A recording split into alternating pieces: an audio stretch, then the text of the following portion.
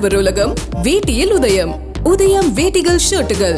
கடும் குளிர் நிலவும் காஷ்மீரில் தேர்தல் பரப்புரை களை கட்டியிருக்கிறது. மலைப்பகுதி என்பதால் வாக்கு சேகரிப்பில் வியூகம் மாறியிருக்கிறது. மலைத்தொடர் பகுதியில் நடைபெறும் தேர்தல் கள நிலவரத்தை தற்போது பார்க்கலாம்.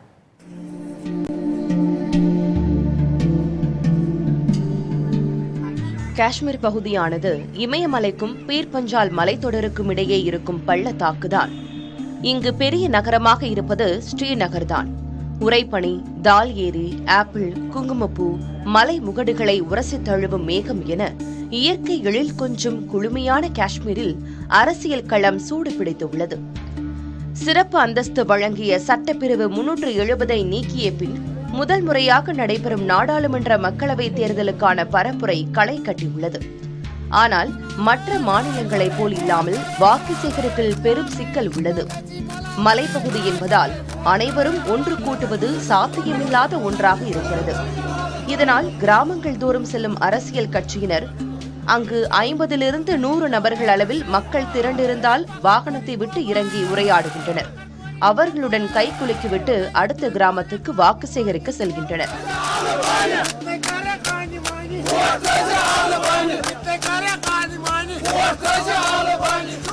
அடர்ந்த காடுகள் மலைப்பகுதிகளாக இருந்தாலும் பெரும்பாலான பகுதிகளுக்கு மின்சாரம், தொலைபேசி தொடர்பு போன்ற வசதிகள் செய்யப்பட்டிருக்கின்றன.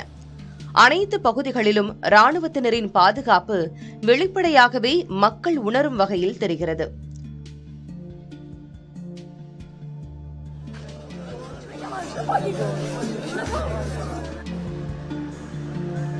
இணைய வசதி காரணமாக சமூக வலைதளம் மூலமாக ஆதரவு திரட்டுதலும் மிகப்பெரிய தாக்கத்தை ஏற்படுத்தியிருக்கிறது.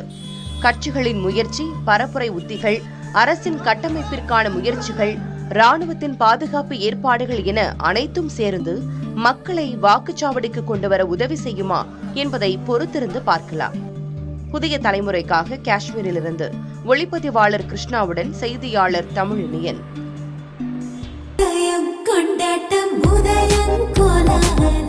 ஆடவர் உலகம் வேட்டியில் உதயம். உதயம் வேட்டிகள் ஷர்ட்டுகள்.